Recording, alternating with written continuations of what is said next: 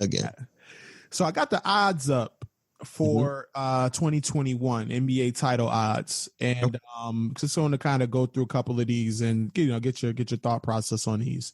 I like that.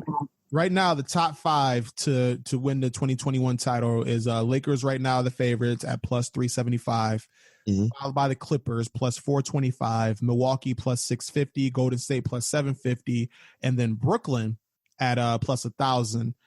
So in that top 5, do you agree with that going into, like, obviously we still got the offseason to go through, we still got moves to make, but how do you feel about that top 5 right now as the betting favorites to be able to win the championship next year? I don't agree with it because, for one, Milwaukee's not going to be in there because Giannis is not going to be there next year. You don't think so? Nah. I think Giannis is out of there. And let's see. Brooklyn, no.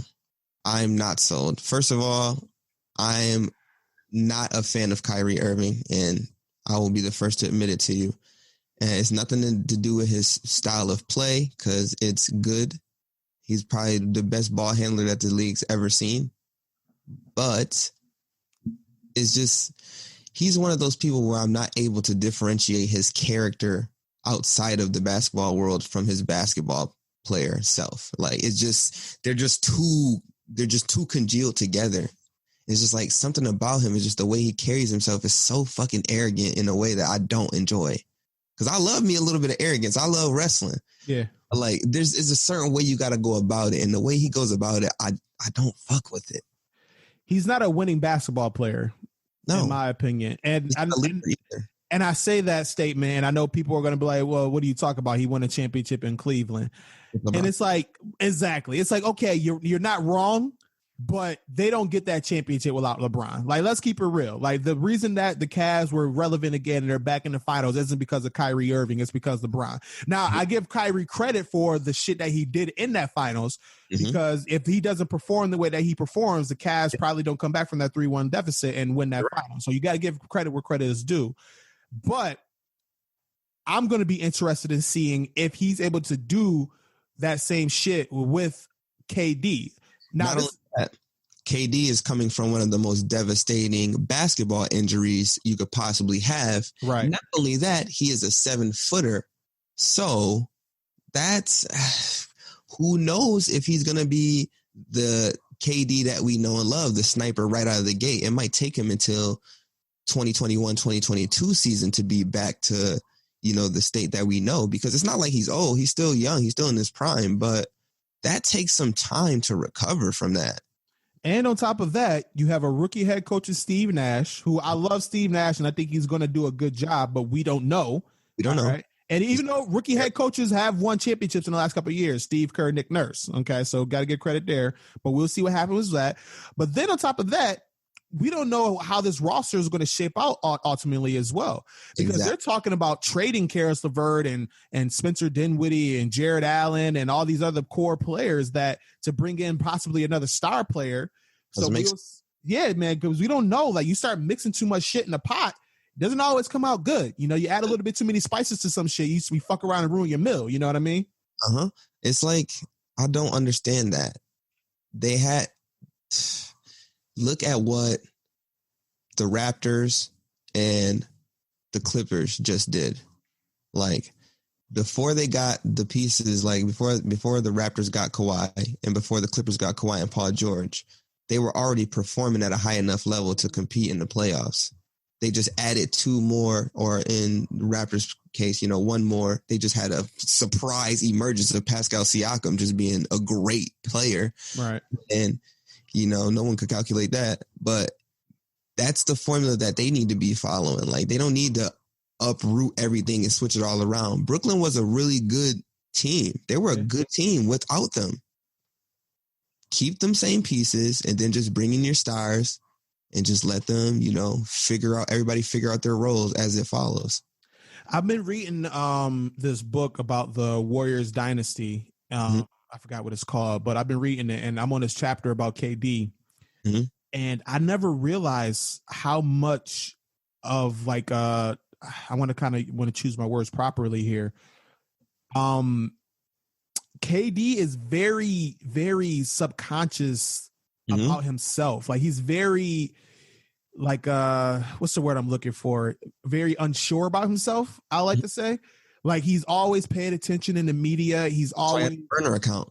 Right, the burner account stuff. And he's I was very shocked to read that, but then as I go back and think about it, all the different instances with the media and how he's like always bantering with them and you know trying to go at him and shit like that. I'm like, man, I never realized it was that deep. Like it was deep, bro.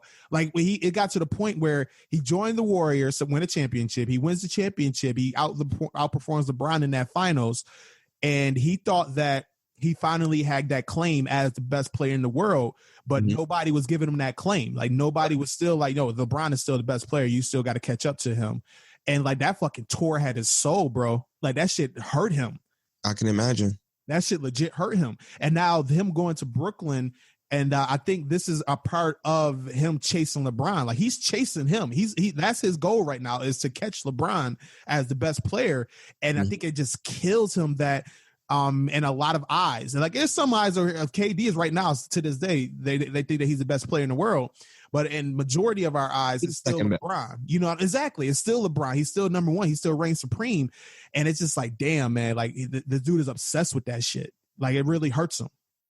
I mean, I understand it, because to be great, you have to have that sort of obsessive nature and those tendencies. Like look at the Jordan documentary. It showed you what kind of person he was. And if he doesn't feel like that, I don't think he's going to be able to perform to a level where he could accomplish that. But I don't agree with the way he lets it torture him. Yeah. Like as a celebrity, you have to sometimes detach yourself from all of that shit. Like you got a job to do. And that's one thing that I feel like LeBron is very good at doing. He detaches himself from that shit. Like he knows what's going on, but like he has a way of like shutting it off so it doesn't interfere with anything else that's going on. KD hasn't found his way of doing that yet. So I just think it has a matter of what instances he's been in yet. Like, as you said earlier, LeBron's been in all these damn finals appearances and all these deep runs in the playoffs. So he's got tons of experience and growth from that. So KD still has a lot to learn to shape him into to having that kind of ability to surpass LeBron. Finding that inner peace. It seems like he can't find that inner peace that LeBron has found. Like I feel like LeBron is playing so freely and he's playing so relaxed, but he knows when to flip the switch. And I think he's just comfortable with himself. Yeah. I don't feel KD is just comfortable with who he is yet. And I think giving him this opportunity to go to a franchise who hasn't seen that kind of success and elevating them to a certain level, I think that might be the push that he needs to just, you know, give him that confidence that, you know what, I don't got to worry about, you know, who's better between me or LeBron. I just got to go out here and do my thing. And can't nobody do it better than KD. That's the mentality he need to have. Speaking of KD, man, his former team, the Warriors, they're fourth on his list at plus 750. I don't mind that actually, because they're supposed to have all their pieces back, you know, with the main three-headed monster that they have with Draymond, Clay, and Steph.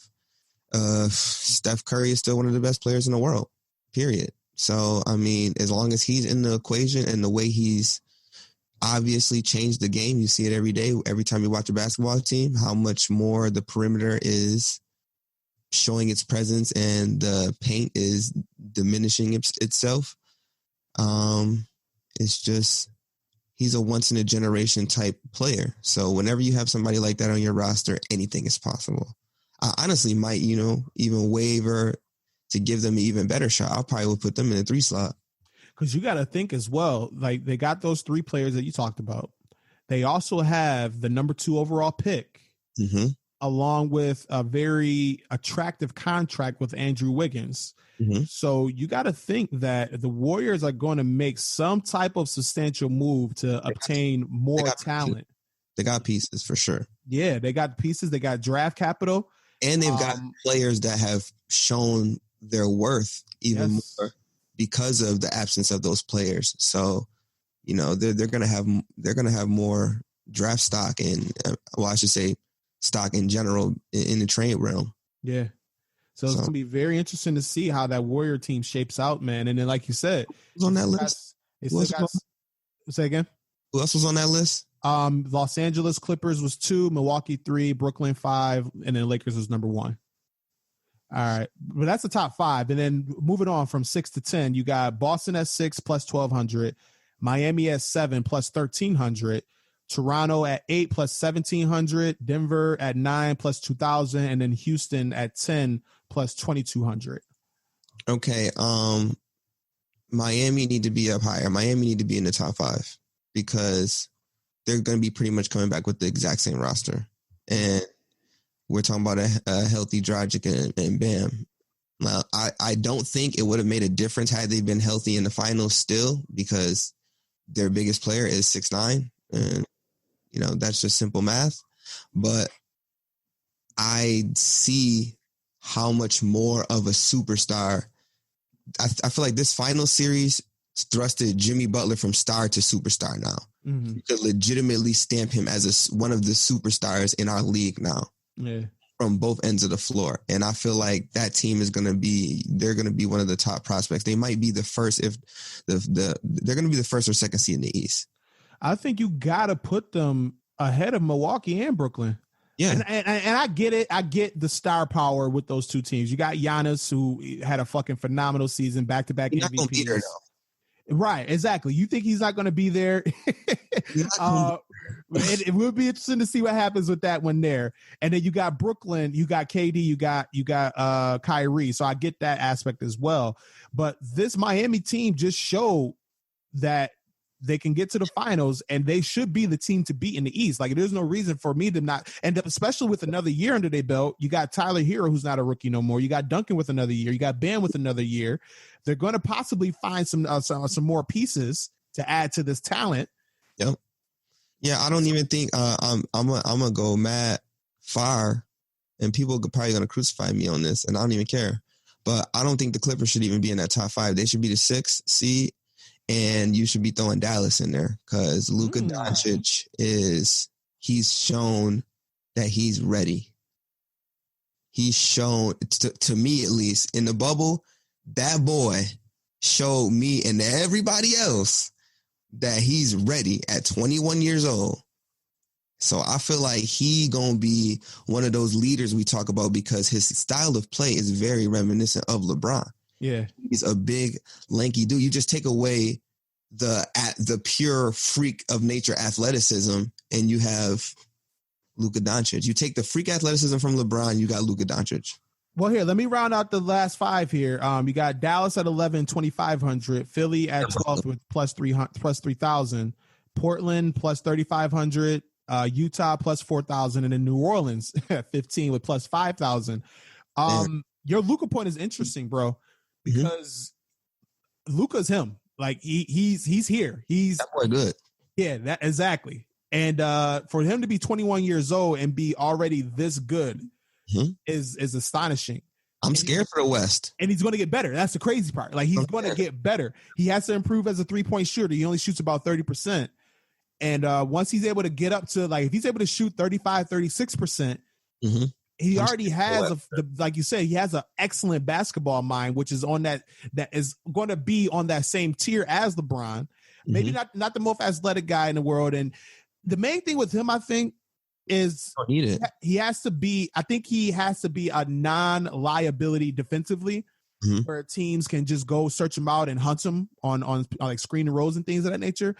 So if he's going to become like a non-liability on the offense, and then if Dallas can surround him with the proper pieces, man, you know, all that is a matter of it's his athleticism. He needs to be doing footwork drills and skill training for, like, to have quicker feet. Yeah, he's not a bad defender, but he's not a good one. He's like he's like average defender. Yeah, he's average. Like, if you give him some, like, boxing training where he's doing footwork drills and stuff, listen, he'll be locking somebody up because he has that long, lean frame where he can just stand in front of most players, or at least, you know, guide you in a way to a better defender or one of your bigs, you know, to finish at the rim. So he's a big ass dude too, man. He's lanky. That's a lanky dude. Yeah. So I really like that team. I think they should be in the top 5. I think people are not putting enough respect on Dallas' name. I think with them though, it's the Porzingis factor because